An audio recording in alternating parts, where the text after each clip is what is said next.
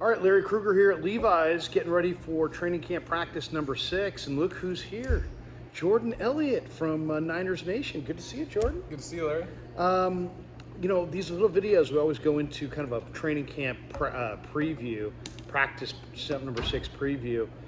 What are you hoping to see today? What are you excited to kind of hone in on as we get ready in about a half hour to get out on the field and check it out?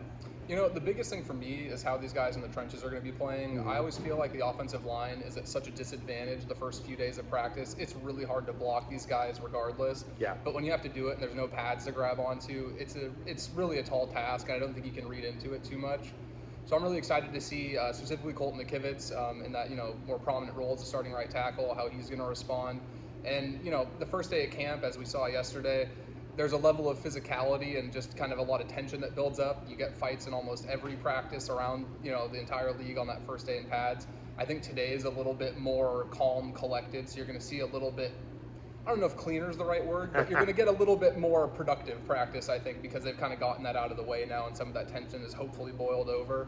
So yeah, I'm really looking to see them, kind of ramp up that physicality, really get into the swing of things, because here we are on August 1st already. It's pretty crazy. They're going to be playing a preseason game in about 10 or 11 days here. So just kind of how these guys are responding to hitting each other with pads now that the real football has begun. Yeah, yesterday we saw Brandon Ayuk and Dre Greenlaw mix it up. Then we saw Tayshaun Gibson and Juwan Jennings kind of mix it up. Hufanga got in there a little bit, and there was a lot of tension.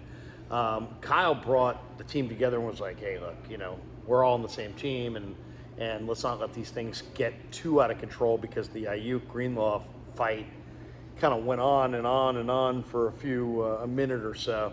Probably was less than a minute, but it seemed like it just kept going and going, instead of just that everybody grabs each other's face mask and then it kind of gets broken up. Mm-hmm. The other discussion I think is kind of interesting is, Mike Silver has got a piece out about how, hey, the 49ers need to go with their best 3 quarterbacks, and he's kind of suggesting that maybe Trey Lance may not be one of the best 3 quarterbacks, and that, that's going to be interesting. And there's getting a lot of pushback from people, and it's getting kind of nasty as far as, well, how's this going to shake out? I personally think that what I've seen so far is that Trey is one of their best 3 quarterbacks, but there's cap ramifications, and it makes this a lot more of a nuanced conversation.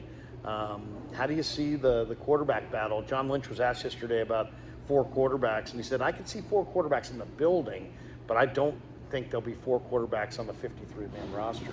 Yeah, you can't carry 4 on the 53. I think the biggest thing is really getting to a point where you feel comfortable with the top 2, whoever that ends up being, and the third is, we saw last season it became very important, but I don't think you can go into every season overthinking the QB3 spot to the point where you are cutting ties. Like, let's say right now, Brandon Allen, who's been in the league much longer, has a lot more experience as an NFL player. Even if there's some level of comfortability that somebody might have where they're like, hey, in a pinch, this guy might be more ready to step in, which I'm not saying personally, I don't believe that, but even if you felt that way, you can't be just that quick to cut bait, I feel like, with Trey Lance at this point, and especially after you've hung on to him this long.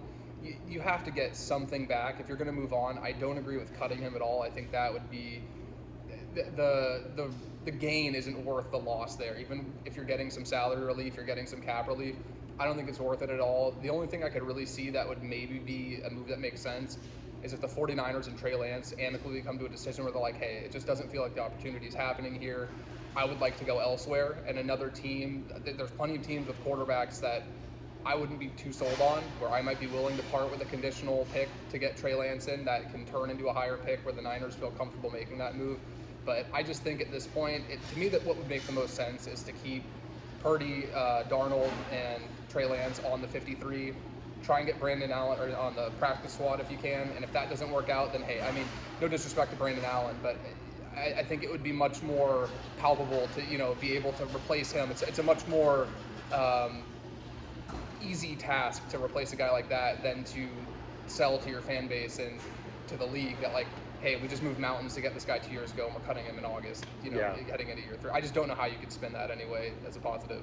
Yeah, no, it's going to be, it's like the part of the drama, a little bit of the soap opera surrounding this team. A couple other guys I want to see today. I kind of would like to see Jair Brown, obviously he's a rookie, but I'd like to see him. The other story that I think starting to emerge is that Deshaun Jameson is real. Jameson's playing very well, very experienced player at Texas, and every time you watch him, he gets a little bit better, a little bit more involved. You kind of shouted him out on the podium the other day saying, hey, look, 22, you can call him by name. He's 22 is looking impressive, but 22 is Deshaun Jameson. Those are a couple guys I'm looking for today. Who are a couple guys maybe you're looking to see as well? I'm excited to see Kalen LeBourne. I've heard really good things from quite a few people that he's looked really explosive coming out in this camp. So I'm really excited to see again with the pads on. It's really hard, I feel like, when guys are just getting kind of like tagged without pads and there's not, it's a little bit tougher. I think the intensity's ramped up now, so I'm really excited to see how he looks. I am really focused in on this edge spot with Bosa out and seeing some of these guys get some extra reps. Cleveland Farrell, Drake Jackson heading into year 2, seeing what kind of jump he's made physically. I'm a big believer in Drake Jackson. I think he's a guy who has all the talent in the world. He has the one requisite I think is non-negotiable for edge players, which is just natural bend. He's a guy who can win on the edge. And then once you start to couple that with, counters, building up your bag of pass rushing moves, that's when you really become an impact player. But he has that one thing that I feel like is really hard to teach. Guys either have it or they don't. So I'm really excited to see how he looks out there. And, every year it's kind of the same for me. I will believe in Javon Kinlaw until the day he's not on this roster, because it's remarkable to me, Larry. You see all of these guys are massive, right? Yeah. And, I'm 6'2" myself, and when I feel very small next to another human being, typically they're very large, right? Right. And Javon Kinlaw next to other guys who are 6'4", 6'5", like, he dwarfs them. Like, he makes very large human beings look very small. And I've heard he's been very explosive so far. And based on the timetable for his ACL recovery, this is typically the time where athletes are back to 100% when they're that size coming off that surgery. So I think he's a guy, he could give you 10, 15 really quality snaps every game, and he's not going to be relied on as much to give you the higher volume because of that Javon Hargrave signing. So I really am excited to see what Javon Kinlaw's out there doing. Yeah, no, I am as well. A lot of people have celebrated Kinlaw's camp thus far. Eric Armstead, John Lynch, and others saying, hey, Kinlaw really looks good. He had some dominant moments in the one-on-ones yesterday. A couple thoughts on the DNs before we go.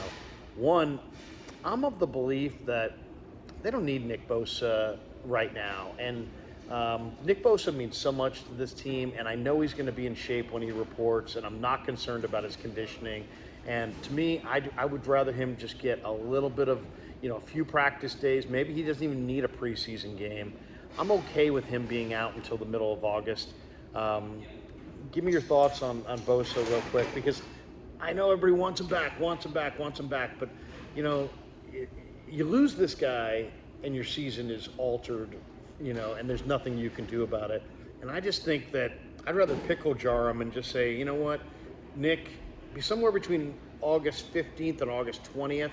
I'd like to see him with just enough ramp up time to get ready for Heinz Field and the Steelers in week 1. I don't want to see him in any of these live practices, in early August. Yeah, it's so funny because almost every NFL player is working really hard, even when they're not on site. But Nick Bosa is one of those guys where I just envision, like, 365 days a year, this guy's waking up, and the first thing he's doing is hitting the gym and refining his pass rushing skills, and just everything he does is football based. So he's one of those guys where even if he's not here, I would have zero doubt in my mind if I'm John Lynch or Kyle Shanahan that he is working as hard, if not harder, than he would be if he was here.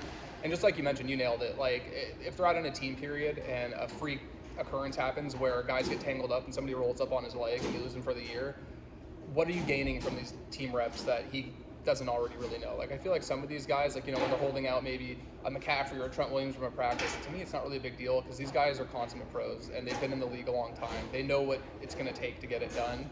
And with a guy like Bosa, I can't fault him at all for wanting to get that contract secured before coming in and participating in these.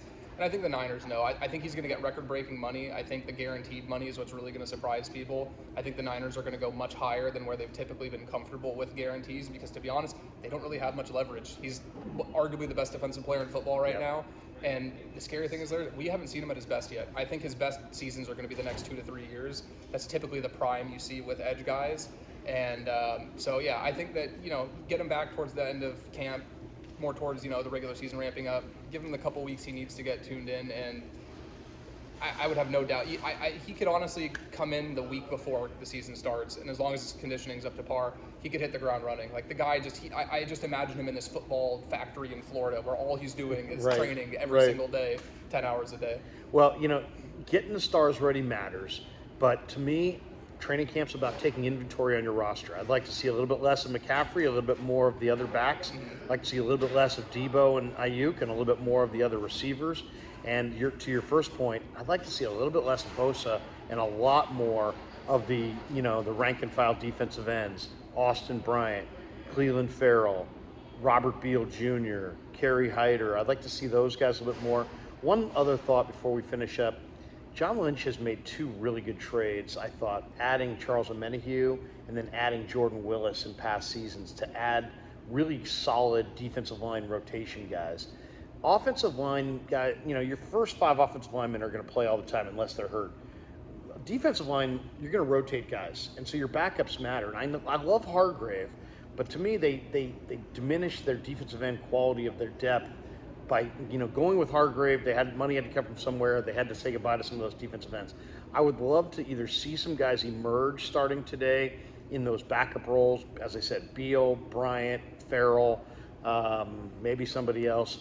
Or I actually would not mind seeing John Lynch do what he did and canvass the league, find some other Omenihu, Jordan Willis type player that they liked in the draft, is kind of young, caught up in a numbers game somewhere else, bring him here before the cut down, because I think that kind of move could really put the final touches on this incredible roster. Yeah, absolutely. And I think they're at a spot where they're really comfortable, because I think there are some veteran guys too that are still on the free agent market, where if they get to the end of August and they get through some preseason games, they're like, you know, maybe Beal isn't quite there yet. We need to develop him a bit more. Maybe Drake Jackson hasn't taken the leap we needed. They can always fall back on those options that still haven't signed. But I think they're betting on the in-house guys to really step up. And again, I'm a big believer in Drake Jackson. I think he has what it takes to really fill that role. And, you know, even a guy like Farrell, like the problem with players like that, Larry, I think, is that people get so caught up in where they were drafted. He's the 4th overall pick. You know, that kind of just stigma that sticks with you, it kind of warps the perception, right? Because I think he's been a more than adequate rotation player, and he can start on a lot of defensive lines as well. And for the 49ers, they didn't invest that capital. The Raiders did. So they don't need him to go out and be a superstar. So I think a guy even like Farrell, like people are always going to like grade him on this curve that like he has to perform like a 4th overall pick. The Niners don't need that. They just need a serviceable rotation guy.